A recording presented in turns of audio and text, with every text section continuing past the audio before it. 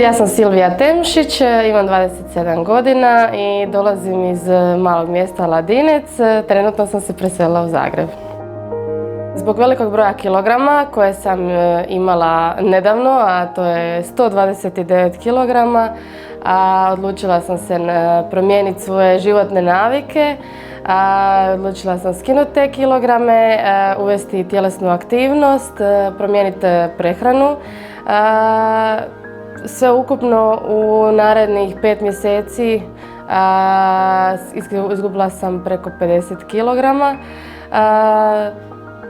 Tu su se, nadam se, zdravstveni problemi popravili malo. Imala sam puno zdravstvenih problema, od krvi, masnoće u krvi,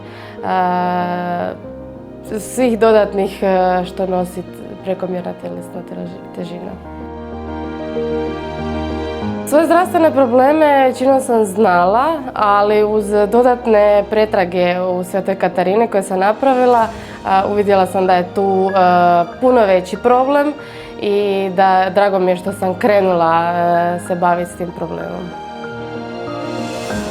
Kad sam vidjela rezultate s pretraga, vidjela sam tu da ima puno genetskih stvari koje ne bi se ne bi očekivala i ima svakakvih predispozicija i za šećernu bolesti i za kardiovaskularne bolesti. Sve to puno više, znala sam da je problem, ali nisam se nadala da je toliki problem.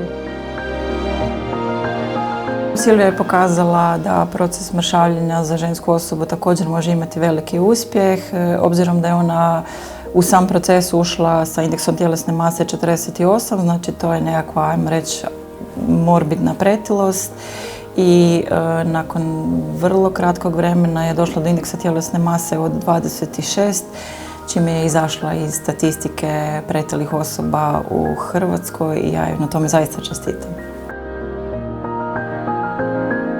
Cijeli centar za pretilost jako pomogao sa svojim savjetima, od doktora Jelića što se tiče kardiovaskularnih bolesti.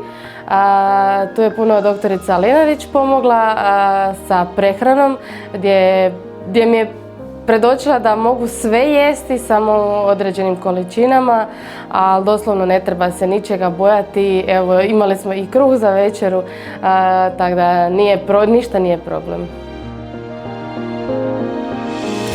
Silvija je napravila puno, ako uzmemo u obzir dakle, da se radi o ženi. Žene su u puno težoj situaciji po skidanju tjelesne težine zbog hormonskog statusa i ona je tu napravila veoma mnogo.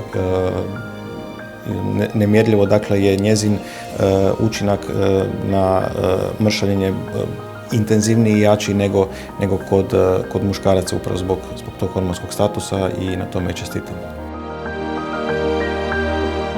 Osjećaj još uvijek je nestvaran, još uvijek se ne mogu percipirati. Izgled, kad se pogledam u ogledalo, to nisam ja, najviše vidim razlike na slikama. Treba polako se prilagođavam, treba se dobro organizirati što se tiče posla i prehrane, treba unaprijed si sve organizirati, ali sve se to može. Moja poruka svim ljudima koji se bore protiv viška kilograma je da se prvo posvete sebi, da razmisle da stave sebe na prvo mjesto, a ne druge, da si nađu potporu nekoga sa strane, jer bila to obitelj, bilo to neki prijatelj. Težak je to put, bit će uspona i padova, ali vi to možete i samo naprijed.